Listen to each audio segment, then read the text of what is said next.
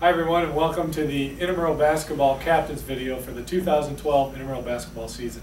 I'm Mike Wyden, Director of Intramural Sports at the University of Iowa. And I'm Tommy Shore, Assistant Director of Intramural Sports at the University of Iowa. And today we're going to go through the Intramural Captains PowerPoint so you can learn all about the upcoming rules and regulations for the 2012 Intramural Basketball season. We'll start off by going through our staff, introducing you to those. Eric Cohen and Andy Christopher are graduate assistants, along with our undergraduate sports supervisors. These individuals will be the ones that will be managing the intramural basketball event from night to night. These will be also the people that you can go to with any questions you have regarding your team's play. imleagues.com is our website that we've partnered with to handle registration and roster management. You've already gotten to imleagues.com to get started.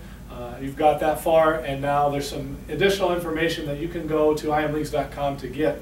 We'll do league announcements anytime we have an announcement from our staff to get out to you as captains or players. We will put that on imleagues.com. It's a way for you to add players to your roster, check your schedules. All the rules and information sheets will be under the handbooks and manuals links on the team pages, as well as updated standings and brackets for all the intramural basketball leagues that we offer. You as a team captain have a few additional responsibilities that we just want to go over a little bit with you. As the team captain, we want to make sure that you have all of your teammates eligible to play in intramural basketball. The IM League's website will do an eligibility check to make sure that all team players meet the eligibility requirements. So you as a team captain need to be responsible to make sure everybody is eligible that is on your team. You also need to make sure that the teammates that you have know and understand the rules and regulations that we have for 2012 intramural basketball. You can send them the link to this video. You can also talk to them about the things that we covered today. And you also, as a team captain, serve as a contact person for your team. So if we have issues with your team, if we need to change a game time or whatever it might be, we'll be getting in contact with you as the team captain. Your team's roster that's listed on IM Leagues will be the roster of players that can legally participate for your team. You can add players to that roster throughout the season, all through the regular season, and in the tournament, all the way up through the quarterfinal playoff round. Once we reach the semifinals and finals, then the rosters will be frozen and you'll be no longer to add any players to your roster. In order to be eligible to play for that evening's game, your roster must be updated by 8 a.m. the morning of that game for any games that take place on a weekday. For any games that might be played on Sunday, we have a roster deadline of 5 p.m. So if you need to add players to your roster for the next game, you need to make sure you meet these deadlines so they can be listed on that team roster when we print out the score sheets. You'll want to make sure as a team captain that you check imleagues.com frequently to make sure that your roster is up to date, has no errors, and nobody's listed as an ineligible player. We don't want you to get to the game site and find out that somebody that you thought was going to be able to play that night is ineligible because of one reason or another. So make sure you're checking that frequently so we don't have any mistakes there. If you need to drop someone from your roster, you can do that using our drop request forms. Those request forms are available on imleagues.com as well as E216 Fieldhouse. Just fill out that form with the person you want to request to be dropped from your team, and then we'll process that. To turn those in, there's a roster drop box just outside of our office in E216 Fieldhouse. As far as who's eligible to play intramurals, there's a few different categories of participants that can be eligible to play. Those are current University of Iowa students, faculty and staff members are all eligible to participate in intramurals, along with spouses or legally married partners of those University of Iowa current students, faculty, or staff. Now, if your spouse or legally married partner is going to play, they do need to play intramurals with the team that you're on as their spouse or legally married partner.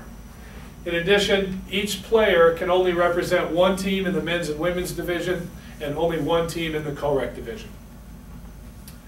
If you do play on two teams, a teammate, or you may, if you're playing on a second team, either in the men's division or women's division, or a second co-rec team, that player that's played on two teams is now ineligible for the remainder of the season. So make sure you're telling your teammates that they only need to play on one team throughout the entire season in men's and women's, and only one team in the co-rec division. If anybody does play on two teams, that player is ineligible, and any team that participates with an ineligible player they're going to be forfeiting all those games that the ineligible player participated in.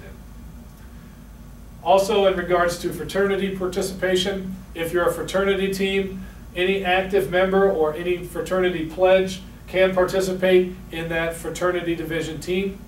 And then within a residence hall, anybody that lives in a residence hall can participate in the residence hall league, but everybody that's on that team does not necessarily have to live in the same residence hall. For example, you can have some of your teammates live in Slater, some live in Reno, some live in Quad.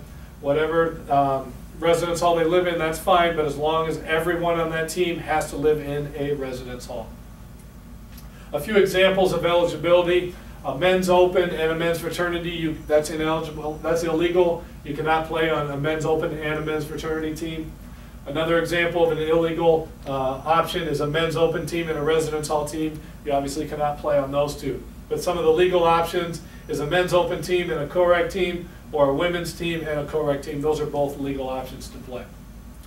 In regards to intercollegiate athletes playing on intramural sports teams, intercollegiate athletes that are in the sport of basketball cannot play on an intramural basketball team. Therefore, you cannot go to find somebody on the men's or women's Iowa Hawkeye basketball team and get them to play with you on your intramural basketball team. If there's a former Division I athlete that is a University of Iowa student or faculty staff member, they must sit out 2 full semesters in that sport in order to compete in intramurals.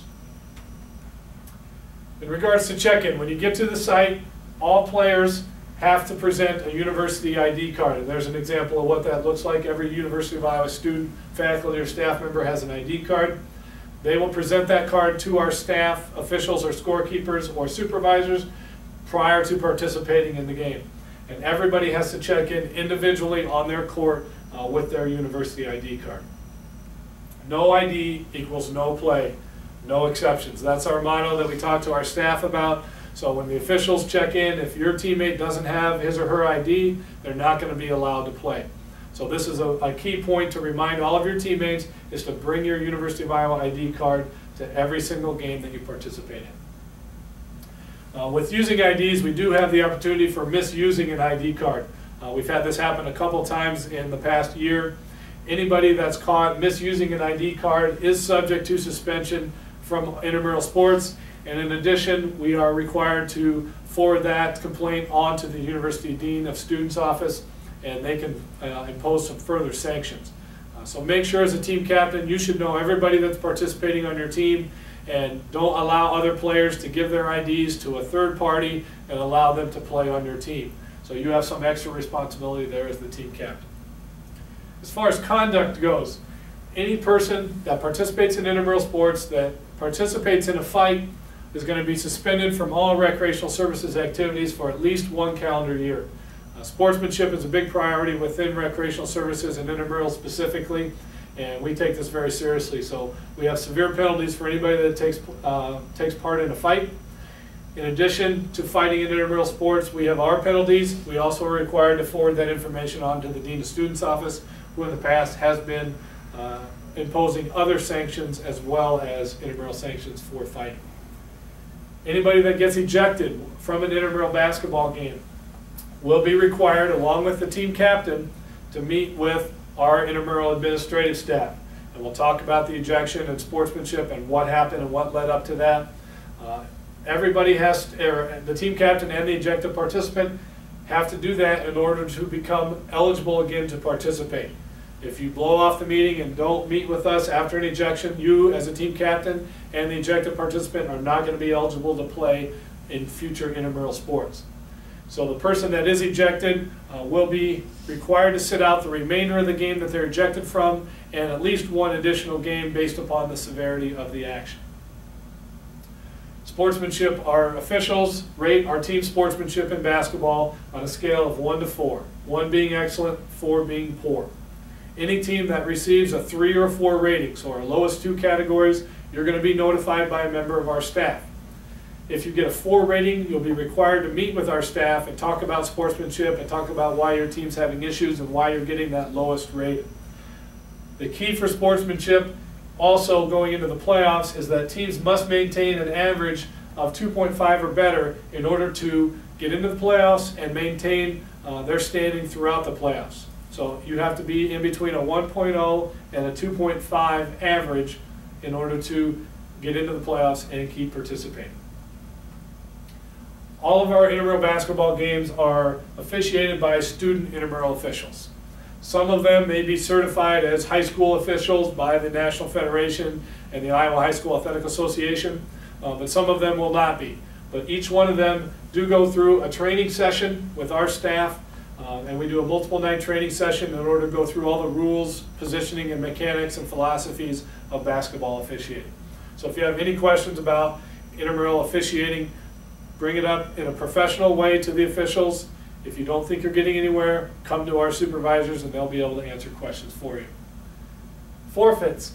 If any team is not ready to play, and by ready to play means having the minimum amount ready to play, that team has a 10-minute grace period in order to get the minimum amount there after the team's official game time. So if you're not ready within 10 minutes, that is declared a forfeit by the supervisor.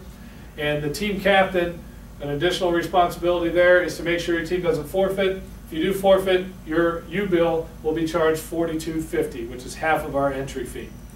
That's a deposit that you put down for forfeiting your game. If you don't forfeit any more throughout the rest of the season, regular season and postseason, then you get that $42.50 refunded back to your U-bill. However, if you do forfeit a second time, then you basically refuse the right to get that money, that $42.50 refunded back. One way to avoid forfeits is to default a game. So if you know your team isn't going to be able to make it, you all have a test, you all have to work, whatever it might be, the excuse doesn't matter, but if you know you're not going to be able to get enough there to play, you can default the game. By noon of the day of the game, you need to call or email our graduate assistant, Eric Cohen. He's in charge of intramural basketball. His number's there, 335-9292, or you can email him by noon that day of the game and let us know that you won't be there. That'll give us a chance to tell the officials and the other team that they don't have to make it. Any defaulting team that does follow this and gets information to us by noon will not have to pay the forfeit fine and not forfeit that game. You are able to protest any misapplication or misinterpretation of a rule that you think may be applied incorrectly by an official. Now please note that judgment calls are not a misapplication or misinterpretation. So a block versus a charge call, or a goaltend or not a goaltend call, those are all judgment calls. But if you think that an official misinterpreted or misapplied a rule, you need to call timeout immediately. That's the key. If you let further action go on, we cannot go back and try to fix something that happened early on in the first half if we're now in the second half and you think we want to fix it. Call timeout immediately, then tell them you want to protest, and you'll get the attention of the supervisor. The supervisor will then make a ruling on the court. If you still disagree with that ruling, you can come into our office with $5 and fill out an official protest form in order for you to protest that. Our t-shirt policy is, for basketball, we need matching team t-shirts with numbers. Those are required. Your team will then need to pick that color when you register.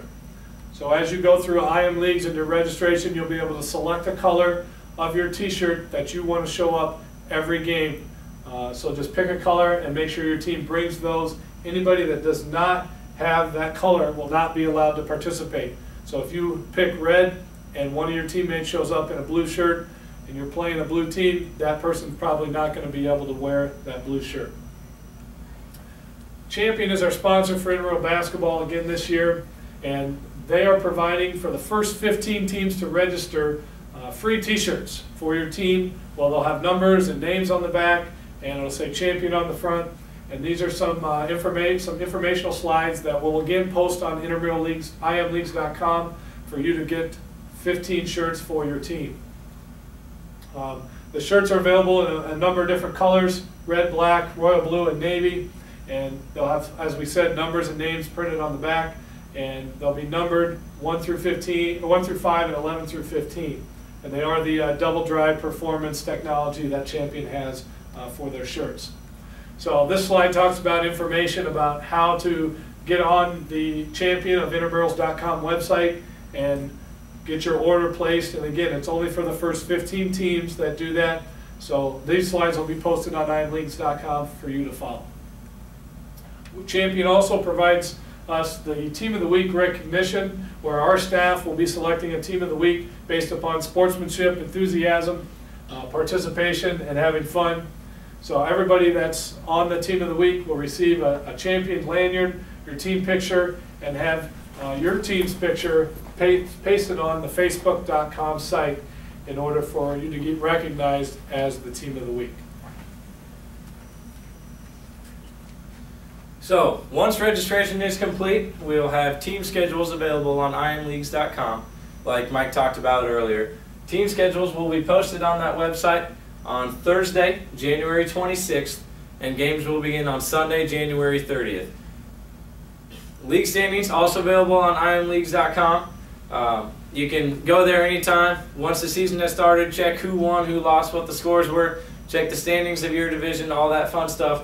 And this information will also be posted on the bulletin boards outside of the Intramural Sports office at E216 Fieldhouse. Playoffs. The top 2 teams in each men's open, fraternity, or residence hall division will qualify for the men's A playoff bracket. And the 3rd place team will qualify for the men's B playoff bracket. So the top 3 teams in every division of 5 will qualify for either the A or B playoffs. Top 2 for A and 3rd place for B. The top 3 teams in the women's leagues and co-rec divisions will qualify for their respective playoffs. So there's no A or B brackets for women's or co-rec. It'll just be the top 3 teams in each division will qualify for that single bracket. At our playoff draw meeting, this is new for the 2011-2012 school year. We did it in flag football, and it was a huge success, and we're going to do it again in basketball. We will have our playoff draw meeting. Each team captain will show up, and you will have the opportunity to select your team's position within the playoff bracket. So we'll have the bracket drawn up, days and times, all that good stuff, and team captains will be able to select their spots in the brackets. Priority selection will be given to the teams with the highest sportsmanship rating for the regular season, followed by the highest win percentage. So if you have a perfect sportsmanship rating and you're 4-0, you won all 4 of your games, you're going to have first or very close to the first pick to select your playoff positioning. The tentative date for this playoff draw meeting is Wednesday, March 21st at 6 p.m. The location is to be determined at this time, but we'll get that information out to you. That is the Wednesday following spring break that we will hold that meeting. Game location: all of our intramural basketball games will be in the Fieldhouse South Gym. You must bring your university ID to get in this facility, so bring that ID to get in, and then you'll have it to check in with the officials on your court. I'm going to talk about some specific game rules now and go through some of the basics for intramural basketball. In terms of timing, the games will consist of 2 14-minute halves with a regular basketball clock, according to National Federation of High School clock rules. So it'll stop on dead balls, fouls, all that stuff, normal to what you're used to at a high school game. Half times will be a maximum of 5 minutes. If both teams get a drink and are ready to go under 5 minutes, we can go ahead and get going, but they will last for a maximum of 5 minutes. If the game is tied at the end of regulation, we will go into an overtime period, which will be 3 minutes in length. Fouls will carry over, things like that. If it's tied at the end of that first overtime, we'll go into a second overtime, which will be sudden death. So both of those overtime periods will begin with the jump ball, and first one 3 minutes, second one, first one to score wins. Each team receives 3 60-second timeouts for the entire game and 1 additional timeout if we are to go into overtime. Mercy rule for intramural basketball: 20 points or more at the 2-minute mark, the clock will be continuous. So if there's a margin of more than 20 points, once we get to 2 minutes left in the game, the clock's not going to stop. It's just going to continue running regardless of whistles or dead balls or anything like that. If at any point the deficit falls below 20 points, the clock will stop on all whistles. It'll go back to normal NFHS clock. A player will foul out after receiving 5 personal fouls. All personal and player technical fouls will count towards disqualification. So if you have 4 personal fouls and technical foul, that'll count towards your 5 and you'll be fouled out of that contest. Any player receiving 2 technical fouls in the same game or 1 flagrant foul will be ejected from the contest and will be subject to a meeting with the intramural sports administrative staff like Mike talked about earlier in the video. Free throws, NFHS rules apply. That's National Federation of High Schools. So a little different than college rules, so we'll talk about that a little bit. For a technical foul, the offended team is going to get 2 free throws and the ball at the division line. So if someone on the opposite team of me gets assessed a technical foul, my team's going to shoot 2 free throws and get the ball at half court. If there's an intentional foul called on the other team, my team is going to get 2 free throws and the ball at the spot nearest the foul. During free throws, players cannot enter the lane until the ball has hit the rim or the backboard. In college, they can enter on the release. In high school, you can't enter until it hits the rim or the backboard, and we're playing by high school rules, so you have to wait till the shot hits something.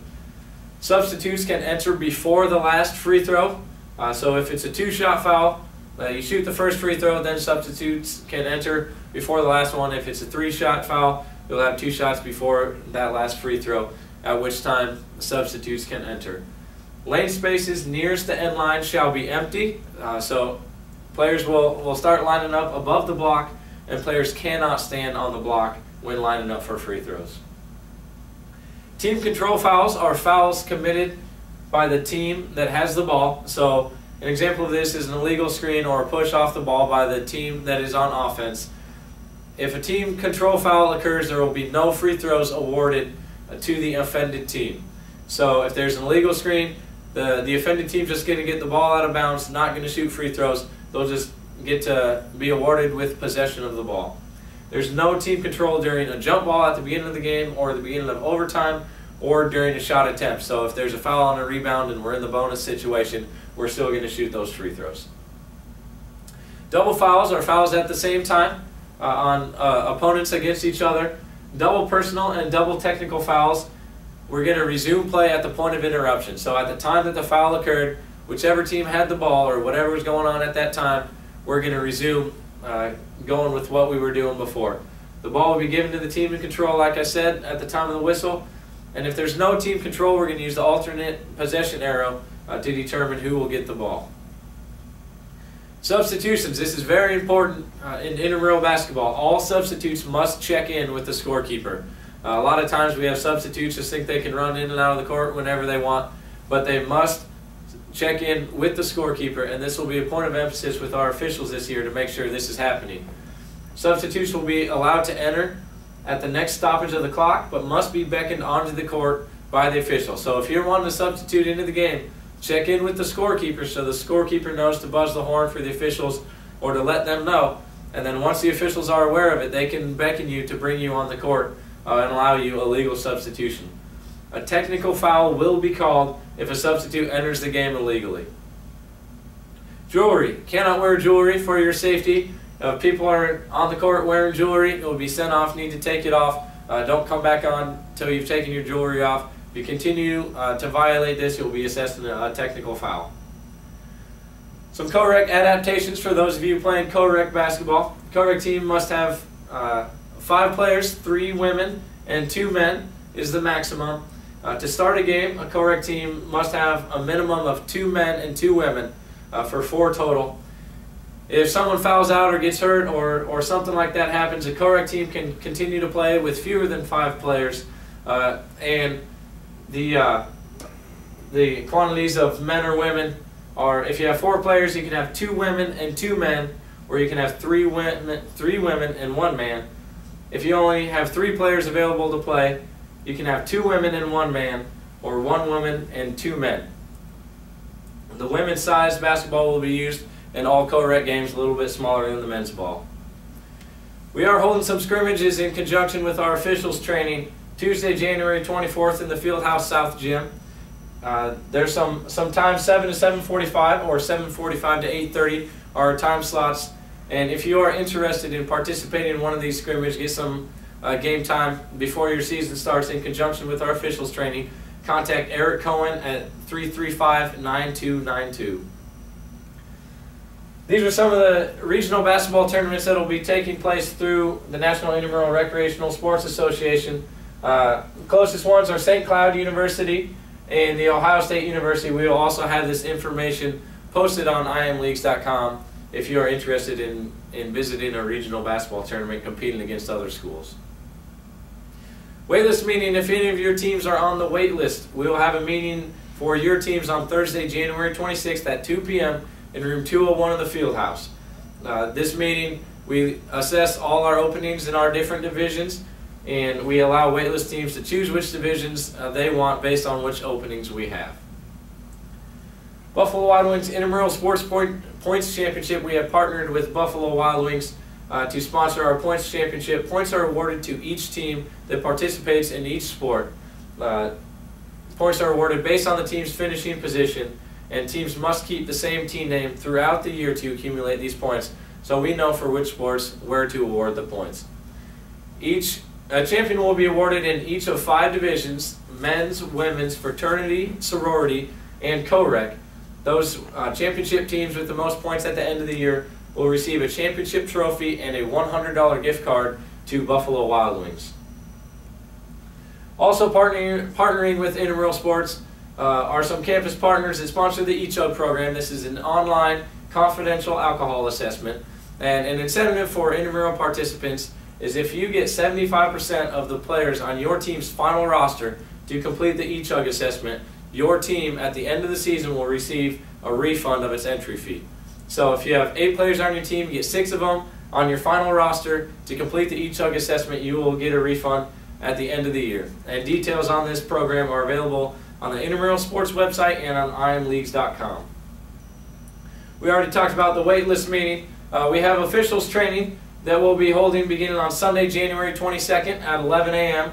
in rooms 2A and 2B of the CRWC. So if you're interested in becoming an intramural basketball official and helping out our program and helping us out with your talents as an official, you can come to this meeting and we'll give you information on further on-court training meetings, things like that. That's January 22nd, 11 a.m. at the CRWC. Now that you've watched this video, make sure you take the online captain's quiz on imleagues.com. You can use any resources, rules and regulations for the program, intramural sport rules, or this video to help answer those questions. You need to get 17 out of 20 to sign your team up, and it is a requirement of all team captains. We hope you have a great season. Thanks for watching this video, and if you have any questions, contact us at 335-9292. Thanks.